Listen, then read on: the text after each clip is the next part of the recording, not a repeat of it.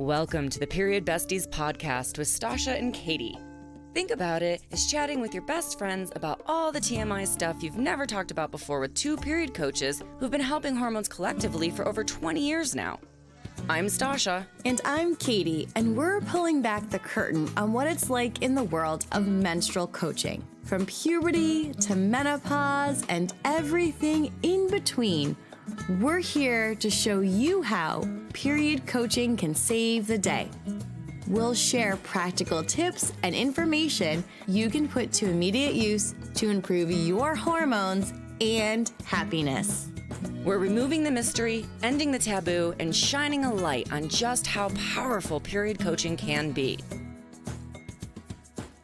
So whether you need period coaching or are considering becoming a period coach yourself, these episodes are going to help you. We'll share stories, coach live on air, and bring smart, savvy guests to share their wisdom too. Let's start today's episode. Welcome back to the Period Besties Podcast. Today we are continuing our conversation about what should I eat to support my hormones with our lunch episode. If you haven't already listened to our breakfast, we share so many yummy, delicious, different types of foods. I got inspired with some of Stasha's ideas. Go back and listen if you would like to be inspired as well. And today we're going to talk all about what should I eat for lunch. So Stasha, what do you love to eat for lunch? Share with us.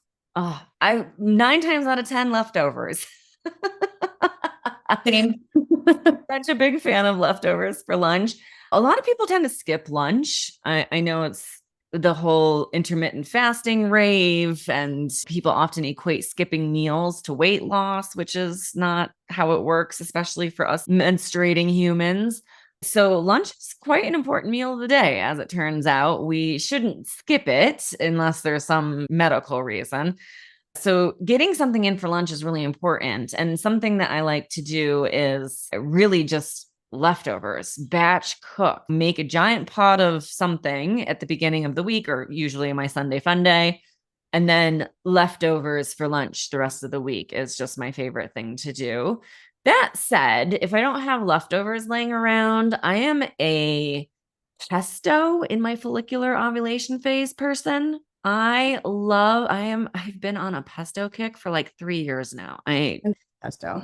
Just adore it. And especially because it's so easy to throw in a tin of tuna or salmon, maybe a little pasta or rice, and then a bunch of leafy greens. I love throwing artichokes in there. So good fiber and vitamin C with artichokes, that kind of thing, just to plump it up and make it so it's not a carb heavy meal. So it's not pasta with pesto.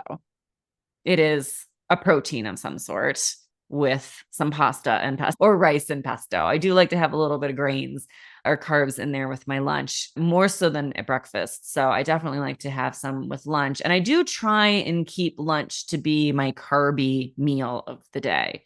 So I'm not eating a lot of carbs with dinner. I do try, and if I'm going to carb it up, I'm going to do it during lunch. So then I have my afternoon walk ahead of me still. I usually try to do my yoga before lunch, but then I still have my afternoon hike or with the dog and that kind of thing, and potentially chopping wood, which we have been on a wood chopping kick trying to prepare for the incoming winter. I love that. I love pesto. I feel like I put pesto on everything. I love pesto with my eggs. Oh, you inspired me to try that, and it was darn delicious. Yeah. So good. My boys love pesto, and everyone's so surprised. They're like, 4-year-old like pesto, like they love it. They want it on everything. It just there's so much flavor, and we have tons of basil in our garden right now. And we're definitely going to make lots of pesto to have in the winter, fresh pesto. So I'm excited about that. Lunch. So if it's not leftovers, which is 90% of the time, if there's food left over from dinner, we also try to batch cook. Lately, we've been making chicken salad. We're getting a rotisserie chicken and putting some celery and some cranberries in there, and we love the Primal Kitchen mayo. So I'll either put that like on top of arugula or spinach just to get some more greens in. If I haven't done my seed cycling for breakfast, I'll add that to my lunch. I'm also really into bowls. Like I love bowls. So I also really like having some carbs for lunch too. So quinoa or lentils, making that batch cooking that like on the weekend and then having that, pulling out some greens, whatever protein we might have had left over from dinner, vegetables, like to roast some sweet potatoes and broccoli and cauliflower, Brussels sprouts, always have some of that, pull it out. So different types of bowls. So whether it's like more of a Mediterranean, like we have falafel, maybe adding some of that in, or maybe it's if we had tacos the night before, like taking the taco meat and having a taco bowl for breakfast. So basically, bowls galore is what I like to do for lunch. So it could be taco bowls, burrito bowls, Mediterranean bowls, protein bowls. If I have leftover eggs, if I didn't have eggs for breakfast, I'll do hard-boiled eggs in a bowl for lunch, different things like that. I also really love eating out of bowls. I'm not a plate person. It's such a random thing. But for even like if I'll make it on a plate, I'll eat it. And I'm like, okay. But if put in a bowl, for whatever reason, it feels more fun and interesting for lunch. Lunch is hard for me. I actually, a few years ago, realized that I was forgetting to eat lunch. And my husband's like, how do you forget to eat lunch? I'm like, I don't know. Like I'm in the middle of doing things and I'm not like necessarily hungry. So I put on my calendar, I blocked off lunch so that I would remember to eat lunch every day because then I would get really snacky and like hangry and hungry and my blood sugar would drop. So I've gotten much better with lunch. Also, my husband now works from home, which was not the case years ago. And he never misses lunch. It's always a good reminder. It's time to eat the lunch. Because depending on what I'm eating for breakfast, like you mentioned, you might not be hungry for a while. Mm-hmm. So that's just been mentally helpful. Even if I don't eat at the time on my calendar, I still remember like, because lunch has always just been challenging, especially like starting my career in the corporate world. And a lot of people just work straight through lunch or they bring their lunch to their desk and eat.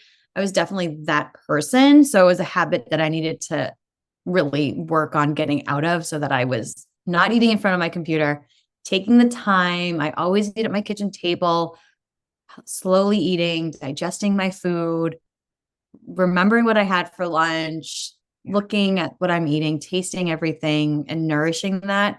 That's also helped me with my afternoon energy and cravings as well as just like taking and having that sacred lunch time. So I wanted to share that because I think a lot of people listening, like whether you're at work or at home, whatever you might be doing, we tend to eat over the kitchen counter or we eat really, really fast. And then we're starving an hour later because we didn't have that lunch experience. Because it's like right in the middle of the day. You're not bookending your day. It's you have to make that time. You have to carve out that time to actually enjoy it. Yeah, I think that's such a good point. I didn't work corporate and I still, when I started my business, would eat working at the computer for lunch if I ate lunch. So it's such a good point to make. Yeah, we're a big bowl people over here as well. Back in my restaurant days when I had clean dinners in Los Angeles, I had a section on the menu called the BFS. Big, you can guess what the F stands for, salad. I love it. I was like thinking that might be it, but I'm like, I don't know. I'll let her share. The big chunky salad was downtown Los Angeles. So we just called it the BFS. And I'm a huge fan of just a big, giant, chunky salad. And in LA, when it was 70 degrees and sunny pretty much every day, that was a regular staple lunch or even dinner or both. I mean, both often. But now that I'm in a place that has winter again, it's definitely a seasonal lunch. So in the winter, I am not inclined to have anything cold. So I definitely move towards big veggie chicken soups or stews, things like that, especially. And we're still in the Southwest. So there's a lot of tamales and enchiladas and tacos and those kinds of things that we'll take a rotisserie chicken and I will just take that whole thing and spice it with Mexican spices. And then it becomes a burrito bowl for lunch. And then it becomes tacos the next day. And then it becomes enchiladas the third day. And so that one act of cooking that rotisserie chicken with a bunch of Mexican spices makes it something that we can turn into a whole bunch of different things. Or Greek. I do a Greek one a lot as well, where then it becomes a Greek salad. And then it becomes a Mediterranean dish where I've got a spoonful of hummus here and Greek yogurt there, and then carrots and olives and celery and cucumbers and feta, and then that Greek chicken all on a plate, as we're a gluten-free household, and gluten-free pita exists, but it is wildly expensive and or not all that great. So I skip it.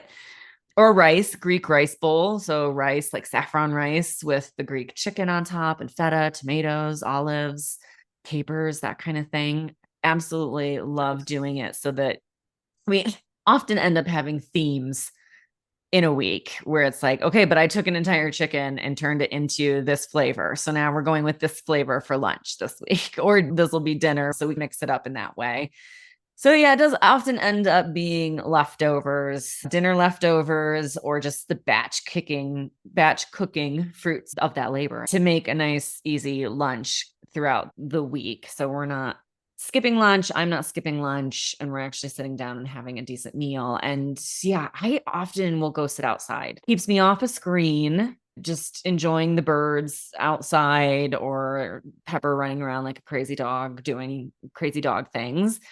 But yeah, sitting outside where I can actually chew and relax and have a moment away from everything, it makes me feel so much more refreshed coming back to work in the afternoons. And I often have afternoon calls because of all the Aussie, China, Thailand, Bali, New Zealand students. We do evening calls. So it's nice to have that afternoon break, so I can come back feeling refreshed and ready to go, so that I'm not half-assing the second half of my work day. I love that. Such a great idea. I love the BFS. I'm going to use that. That also reminded me, I like to do deconstructive sandwiches sometimes. So I do love a wrap though. Trader Joe's has really good almond flour wraps that I like. Yeah. So sometimes I'll just make a wrap, which satisfies my, I love sandwiches. It satisfies that sandwich craving. Or I'll put everything that I would put on the sandwich in a bowl. So it's like a salad, but like a little different, because I'm not adding dressing or olive oil. I'm using like the hummus or the mustard instead. So it's really good. Oh, I love it. That sounds delicious. Yeah, it's definitely lunches. I feel like you have such freedom to do crazy fun things with, that have a play with lunch. There's no rules. You can really have a soup and a sandwich is a classic combination in the US, and there's nothing to say that you can't do that. But you can also have a soup and a deconstructed sandwich if you're trying to reduce the carb load there. If it's not an everyday thing, that's, I think, where we get stuck, is that we end up doing the same thing every day. And we're not taking the fact that as our cycle ebbs and flows, what we need and what we want also ebbs and flows. And so we end up feeling unsatisfied, because rather than going, oh, I shifted into my deep luteal phase and I just want a warm cooked meal, we're sticking with the salad, right? So we end up feeling like, oh boy, I'm not really a salads person. And it's like, but you loved salads a week ago. It's just that you're in a different phase of your cycle now. So one of those kind of overarching themes of lunch is, I don't mind a cold meal, at least in the summer, in my follicular ovulation phases. But luteal, even in the heat of summer, I'm probably going to want something warm, something cooked. Keep in mind that if you find yourself feeling unsatisfied, what phase of the cycle are you in? Have you switched phases? Are you into maybe one of those later phases that just wants a warm cooked meal, even in the 100-degree summer heat? Or are you or is it the middle of winter and you're going, oh, I should have a salad, but that's not, on the cold depths of winter, a cold salad isn't what feels good, even in follicular.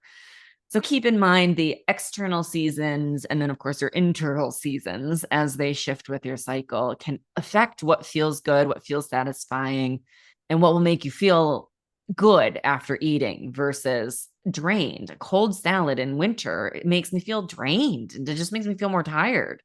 Same. Yeah. Tired and like not satisfied and cold. Like something that I learned years ago going to nutrition school was that what you eat can affect your body temperature and how you feel. So I remember I was living in New York City and I was like so into smoothies, and I would have a smoothie for breakfast and I would be I could not warm up. I was so cold. Yeah. And I started making this like yummy veggie tofu stew in the crock pot. It was so delicious. And I was having that for breakfast. And I noticed, oh, I'm not like internally, I'm not frigid. I'm not freezing. So definitely if you are, I hate being cold. And I feel like I'm always cold, except right now because it's really hot here.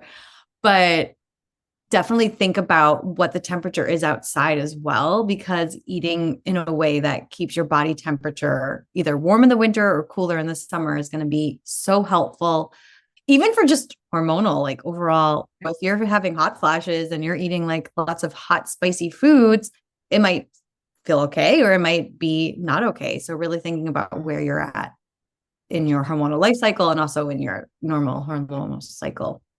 Absolutely. That's such a good tip. Yeah, that's the thing. You don't have to lock into things and there's something to be said for a nice, easy habit, but even that can be the nice, easy habit is having a nice veggie salad in the spring and summer, and then a nice veggie soup in the fall and winter in follicular, right? Like you can make those big kind of overarching habits if you really just want to be able to make it a regular issue thing that you don't have to worry about or think about too much. And then it can be a hearty super stew in that luteal phase. And it could be even year round. I definitely make a chicken turmeric ginger soup in my luteal phase year round. It doesn't matter if it's the height of summer or the depths of winter. I'm going to have some turmeric ginger chicken soup full of veggies and pinto beans and carrots and celery, and often fresh greens tossed in, some kale, or we have wild lettuce that grows outside. So in the spring and summer, I pull that in and throw it in. So it's really easy to make a really hearty, nutritious lunch that is one pot that you just pull a bowl out each day for lunch and then start fresh the next week. I love the soups and the stews all the time. Yeah. Don't underestimate the power of a good bowl of soup. So nourishing. Great idea. So for everyone listening, let us know what you like to eat for lunch. Tag us, share with us, inspire us, because we're always looking for new things to eat.